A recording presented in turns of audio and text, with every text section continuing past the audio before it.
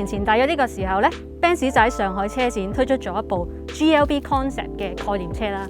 當時咧大家都好有話題啊，因為呢部車咧佢係的確係好越野啦，好 man 啊，好粗獷咁樣嘅。而家就1年過去咗啦，部車當然推出咗啦，而家到埋香港添，就係呢一部 GLB 啦。嗱，唔好話佢靚唔靚啊，型唔型先？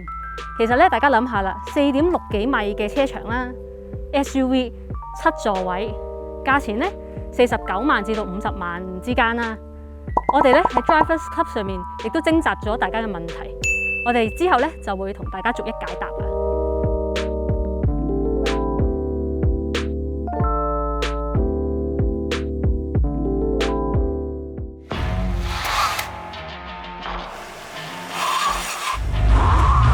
第一個要解答嘅問題就係究竟呢部 GLB 係咪真係可以 off-road 到呢？而家我哋就嘗試上摩星嶺啦。呢一部車咧250 Formatic 其實就已經裝咗一個叫 off-road 嘅 engineering package 嘅。咁而家就轉咗做一個 off-road 嘅模式啦。咁理論上佢動力傳遞同埋 ABS 咧都會有啲唔同嘅。佢個 mon 上面咧有顯示啲傾斜嘅角度啦 ，gradient 咁樣嘅。咁就當然係一啲 off-road 你需要睇嘅資訊啦。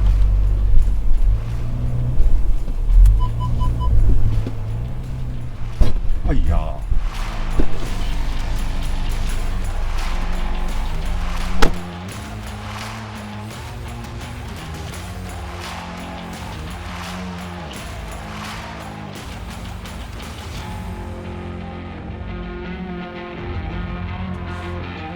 衰咗，上唔到，驚唔驚啊你？驚唔驚啊你？其實咧個4驅係做到嘢嘅。第一個拗臂位咧有個轆搖起咗，3個轆夠動力推佢上去繼續。但係個問題就係呢架車嘅離地佢不嬲都低嘅，所以去到最尾嗰個噏位咧就唔係考驗你個4驅啦，考驗你個離地佢夠唔夠啦。咁佢唔夠，咁我冇理由上啊，否則死啊！晾住喺度，晾住喺度要報警噶咯，揾消防員噶咯。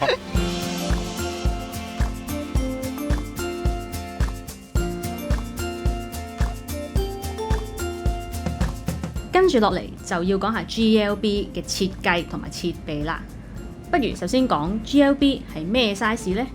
雖然話佢嘅定位係 GLA 同 GLC 之間啦，但其實 GLB 嘅車長由4634 mm， 即係話 GLC 只不過長 GLB 30幾 mm 嘅啫。而呢類 size 嘅7座 SUV 呢，就仲有 Discovery Sport， 而 DS 嘅車長呢，就再短少少，未到4.6米嘅。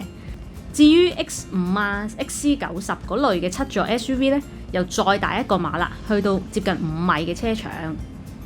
咁睇翻呢部 GLB 啦，大家都知道其實佢嘅設計咧就唔係而家好興嘅 Coupe SUV 嚟嘅，就係四方方啦 ，boxy 啲嘅，就好似回歸翻以前比較傳統嘅 SUV 嘅模樣啦。廠方都有講明嘅，呢個設計就係 off-road oriented 嘅。你見佢前後嘅 overhang 都係比較短啦。車尾係比較直嘅，車頭啊、輪拱嗰啲位置咧都包咗一啲黑色嘅膠件，車頂咧就有行李架，所以唔少人都會話佢似 Baby G-Wagon 嘅。咁我覺得還好啦，反而比較似縮細版嘅 GLS 多啲嘅。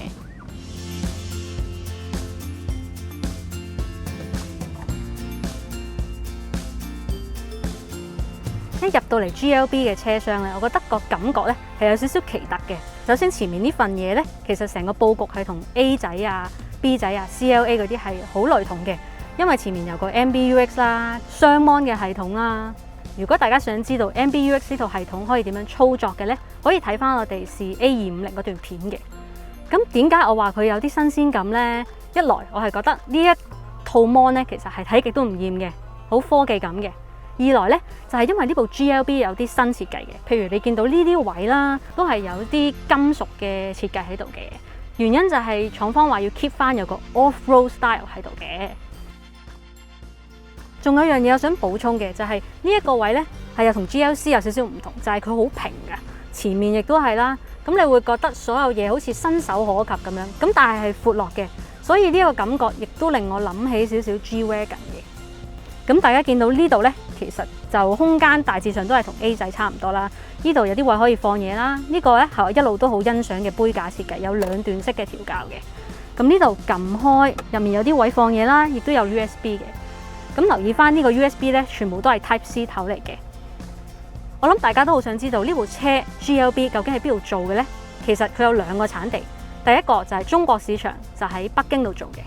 除此之外嘅地方呢，就係喺墨西哥做噶啦。咁我哋喺香港試到嘅 GLB 呢，其實就係墨西哥做嘅。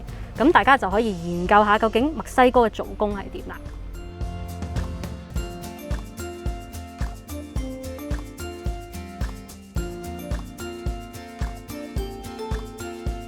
另外當然要講埋呢一部車嘅 option 啦。如果大家有留意我哋之前行 showroom 嗰段片呢，都有講過噶啦。GLB 嘅 option 呢，就唔係好似以前咁逐樣剔嘅，而係分咗6個 package。咁就算你喜歡某一個 option 呢，都係要揀 package 咁樣嘅，即係話不設散買啊。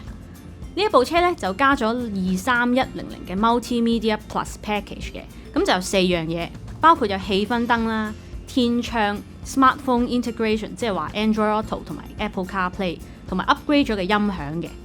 咁我自己覺得呢，至少要加個天窗，咁成部車個氣氛就唔同啲啦。另外呢，我見 Drivers Club 上面都有讀者問，我唔中意呢條 link 可唔可以換呢？答案係可以嘅，咁但係呢，就要加 AMG Package 啦，當中有條 AMG Line 嘅19寸 AMG link 嘅，價錢就係49100起嘅。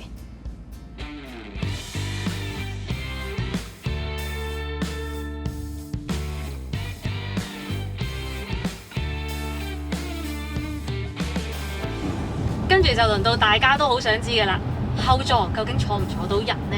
不過今次呢，尾排就唔係我嚟試喎，就係揾咗 Edmond。原因就係呢，廠方自己都有講嘅，佢個第3排呢係放1.68米以內嘅人而設嘅。我當然得啦，咁 Edmond 都得喎。訪問下佢先。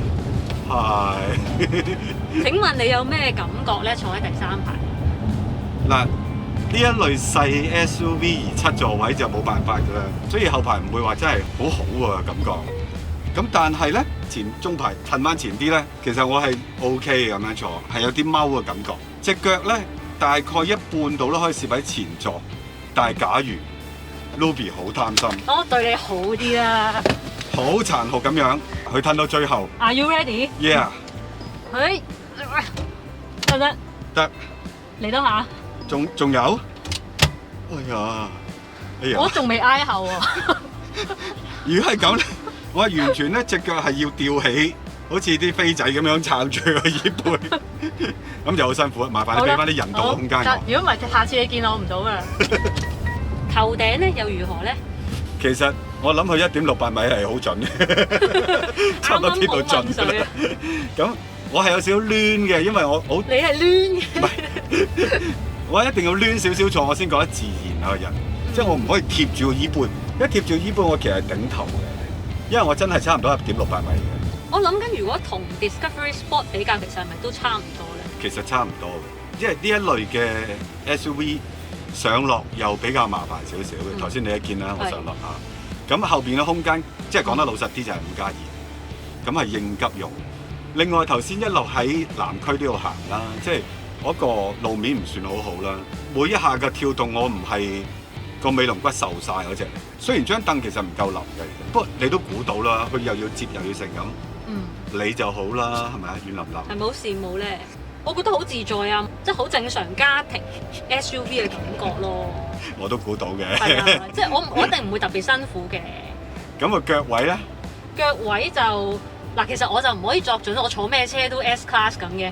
咁但係而家後面你係叫做可以接受啦，可以接受啦。咁我都 OK 嘅，都有2個幾手位咯。咁頭頂唔使講啦，其實係 OK 嘅。咁我發覺樣嘢，頭先坐前面咧個側窗唔覺得特別低特別高咁樣嘅，但係坐咗後面咧，因為中排呢個位係高少少嘅，咁我就覺得望側邊好舒服啊，睇到好多嘢。譬如 Discovery Sport 咧，你坐中排後排都會覺得睇嘢係有少少局促㗎。如果有得加嘅話，我就覺得最好後排有冷氣啦。呢個好緊要喎，我覺得。佢而家就有2個 USB 2個杯架嘅。但係我要冷氣咯。你用 USB 播風扇啦，得唔得？係啊，駁兩個芭蕉線喺側邊嚟。而家係26度，外面溫度我可以接受嘅。嗯。但係如果真係去到夏天30幾度，我唔敢肯定係咪真係涼快。我覺得中排就算呢度有兩個出風口咧，係有得架大細風嘅，但係就算搞到最大，好似唔係好夠咯，我覺得。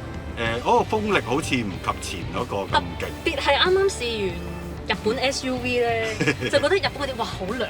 呢類 SUV 有一個問題就係我好近玻璃啊，咁太陽射入嚟嘅時候有少少熱氣喺後邊嘅，所以其實7座 MPV 又好 SUV 又好，個冷氣要勁啲係啱嘅。咁講完尾排啦，不如我又試下，假如當 M1 冇到先，呢部係5座嘅設定，咁我褪到最後，其實有幾闊咧？就係咁樣，其實我椅背咧仲可以斜啲嘅，咁樣挨喺度，哇翹腳都得喎。哇！真係好離譜啊！你真係幾時落車啫？噴埋呢張先，打橫瞓喺度。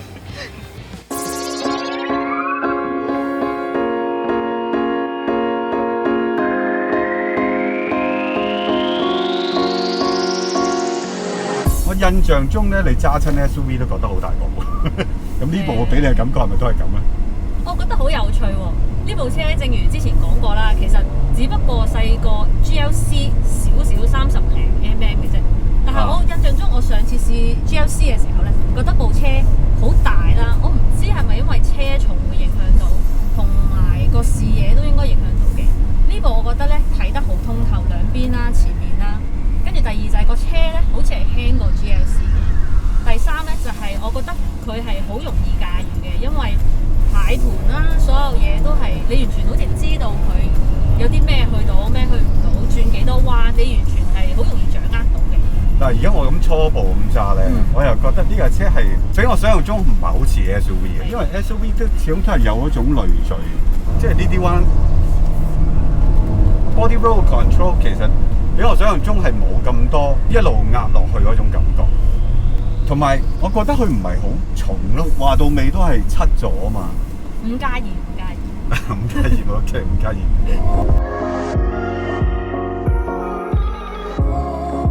呢副4氣缸引擎2000cc M260就220幾匹咯，而家。係啦，再配個 double clutch 波箱咧，其實都有種爽快嘅感覺嘅。特別起步嗰下咯，完全唔覺要等啊，要拖咁樣，一嚟就嚟。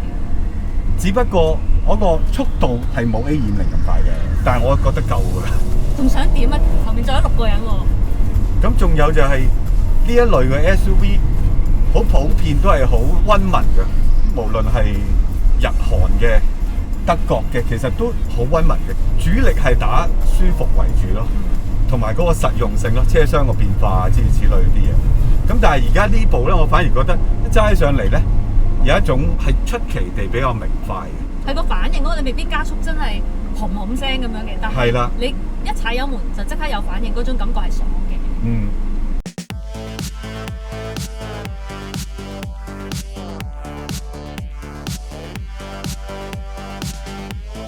其實我覺得呢部 GLB 咧都為呢個7座 SUV 市場帶嚟一個都幾新嘅氣象嘅，因為我覺得以前嘅7座 SUV 啦就好兩極化㗎，因為一係就平到係入行嗰啲啦 ，Outlander 啊、Sorento 啊，20幾30萬啦，咁就 OK 啦。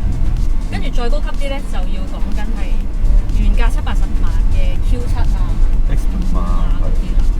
咁而家咧，就除咗 Discovery Sport 係40零50萬之外咧，仲有呢一部 GLB。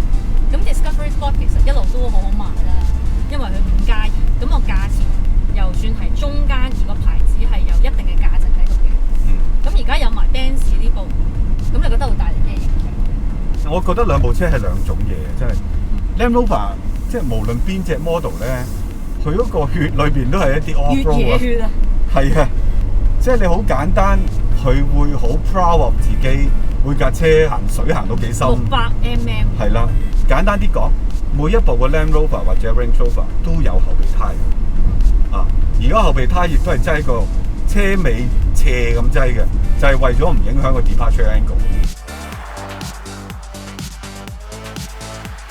呢一部咧根本就係將行街嘅車就變成一部 SUV。咁好在佢都有四驅，咁但係呢套四驅係咪等同好似 Land Rover 嗰種四驅咧？我覺得唔係。Land Rover 嗰種四驅係 tough 好多嘅，咁但係換翻嚟個結果就係佢成個傳動、成個感覺咧，Discovery Sport 係重咗呢部，即係冇咁輕快嘅成個動作，會有延遲咯，每個動作。係啦，咁但係佢就有越野車嗰種嘅質感，咁唔係話呢架唔紮實嘅，但係呢架更加似一部普通嘅私家車。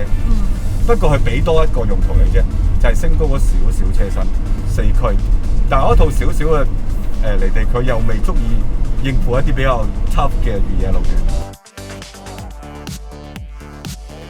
好老實，今日揸咗成日，我覺得 GLC 咧個 ride quality 咧係比較好少少。隔音會再好啲啲。佢嘅懸掛能夠處理到嘅各種路面個特性咧係比較一致啲嘅。